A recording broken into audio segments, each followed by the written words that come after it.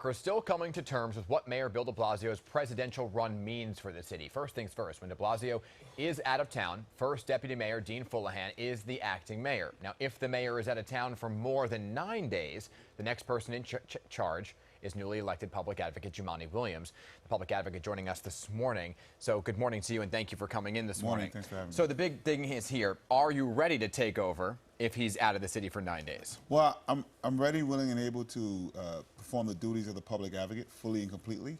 And that means if the mayor's out after 9 days, there are some duties that I assume. I'm not running to be mayor, and I didn't run to be mayor. I ran to be public advocate. But right. To the extent that it's needed, I am. But I will say I highly doubt that the mayor will have a full 9 days out of the city. Do you have future aspirations to be mayor? I'm not running for mayor in 2021. I really have no desire to run for mayor in 2021. People have a tendency not to believe that, but it's absolutely true. I ran for the job that I wanted. Got it. All right, so what do you make of Mayor Bill de Blasio actually running for president? Does this seem like a long shot? 76% of New Yorkers said do not do it. It absolutely is a long shot. I will say it was a long shot when he ran for his other races as well. He's still mayor. It was a long shot for Donald Trump to be president. He is president.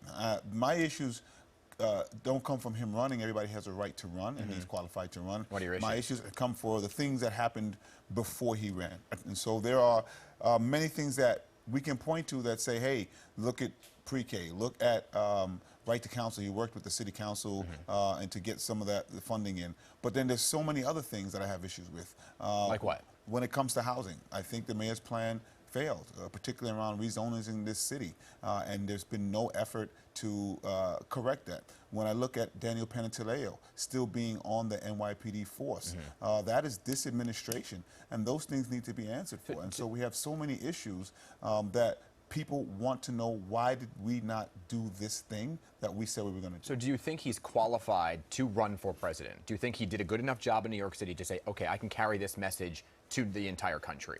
You know, if the question is, do I want the message of what I've seen here now across the country? My answer as of today is no.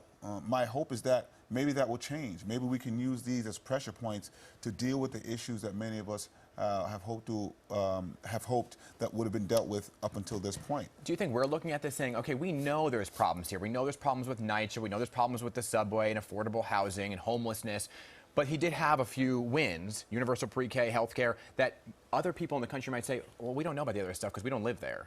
So, one, New Yorkers have a pretty high bar of success. We all know that. But, you know, to that credit. But what I would say is many of the things, yes, they are very localized. They are very parochial.